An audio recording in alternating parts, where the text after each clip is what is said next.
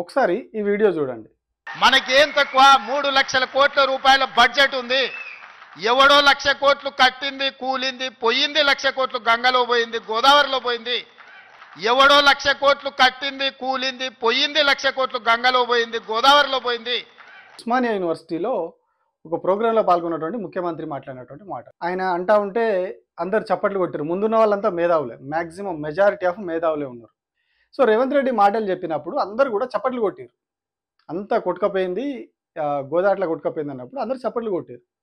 నవ్వు వచ్చింది నిజంగా. అది చూసిన తర్వాత అరే అమ్మ వీళ్ళందరూ మేధావులు, ఇంత చదువుకున్న వాళ్ళు, కాస్త అవగాహన ఉన్నవాళ్ళు, కాస్త కాదు చాలా ఎక్కువ అవగాహన ఉన్నవాళ్ళు. ముఖ్యమంత్రి కంటే కూడా అక్కడ ఉన్న వాళ్ళు చాలా సబ్జెక్టు పరంగా చాలా గొప్ప మేధావులు అందరూ కూడా. వాళ్ళందరూ అట్లా చప్పట్లు కొట్టడం చూసి ఆశ్చర్యం వేసింది. ఎందుకంటే కాళేశ్వరం ప్రాజెక్టులో మెజారిటీ పంపులు కూడా ఇప్పుడు పనిచేస్తూ ఉన్నాయి. ఎల్లంపల్లి పైనుంచి కంప్లీట్గా కొండపోచమ్మ సాగర్, మల్లన్న సాగర్ దాకా వాటర్ లిఫ్టింగ్ జరుగుతూ ఉన్నది. సో ఈ మధ్యలో ఉన్నటువంటి పదుల సంఖ్యలో పంపులన్నీ కూడా పనిచేస్తున్నాయి ఇప్పుడు. అంటే కాళేశ్వరం ప్రాజెక్టు ప్రస్తుతం రన్ అవుతూ ఉన్నది. ఆ ప్రాజెక్టులో భాగంగా చేసినటువంటి పంపులు, టన్నెల్స్ అన్నీ కూడా ఇప్పుడు పనిచేస్తూ ఉన్నాయి. వాటి ద్వారా నీళ్లు సప్లై అవుతూ ఉన్నాయి, నియర్ బై హైదరాబాద్ దాకా వస్తూ ఉన్నాయి.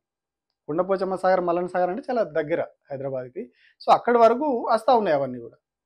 కానీ రోజు దానికి సంబంధించినటువంటి వార్తలు కొద్ది రోజులుగా రెగ్యులర్గా పేపర్లు వస్తూ ఉన్నాయి. సో మరి అవన్నీ కూడా ఈ మేధావి వర్గం ఖచ్చితంగా రోజు పేపర్లు చదువుతుంది. చదివేటప్పుడు అందులో వస్తుంది.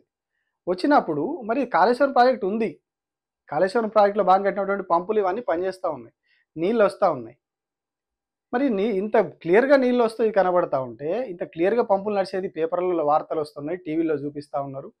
ఇంత జరుగుతూ ఉంటే మరి ఇలా 1,00,000 కోట్లతో కట్టినటువంటి ప్రాజెక్టు కొట్టుకపోయింది గోదావరిలో అంటాడు. దానికి వీళ్ళు చప్పట్లు కొడతారు. ప్రాజెక్టు టోటల్ కాస్టే 1,00,000 కోట్లు అయినప్పుడు, ఆ 1,00,000 కోట్లు గోదావరిలో కొట్టుకుపోయినప్పుడు ఈ పంపులు ఎట్లా నడుస్తాయి? ఈ పంపులు ఎక్కడివి? ఆ టన్నెల్స్ ఎక్కడివి? ఈ రిజర్వాయర్లు ఎక్కడివి? ఇదంతా మరి ఒక మిథ్య అనుకోవాలి, ఒక ఊహాజనితమైనది, ఒక ఫిక్షన్. ఇదంతా రియాలిటీ కాదు, ఫిక్షన్ అనుకోవాలి. మరి మనం ఈ పేపర్లో వస్తున్నటువంటి వార్తలు ఇవన్నీ కూడా రియాలిటీ కాదు. కేవలం ఆ పంపులు ఉండే కావచ్చు, ఉండేనట, టన్నెల్స్ ఉండేనట, కాలువలు ఉండేనట, రిజర్వాయర్లు ఉండేనట, ఈ నీళ్ళు అందులోకి వచ్చినాయట అట అనుకొని మనం ఒక అజంప్షన్లో మాత్రమే అనుకోవాలి. అప్పుడు అది నిజం కాదు అనుకోవాలి. కానీ కళ్ళ ముందు కనిపిస్తున్నది, పంపులు తిరిగేది కనిపిస్తుంది, నీళ్లు పోసేది కనిపిస్తున్నది, ఆ నీళ్లు కాలువలో పోయేది కనిపిస్తున్నది, రిజర్వాయర్లకు వచ్చేది కూడా కనిపిస్తూ ఉన్నది. మరి ఇంత క్లియర్గా కనిపించినప్పుడు, ఇంత క్లియర్ కట్గా ఉన్నప్పుడు ఏ ఒక్క మేధావి కూడా లేచి లేదు సార్ 1,00,000 కోట్లు ఎట్లా కొట్టుకపోతే పోలేదు, ఏదో 3,000 కోట్లు 4,000 కోట్లు, ఆ 3 బ్యారేజ్ల కాస్టే 3,000-4,000 కోట్లు ఉంటుంది.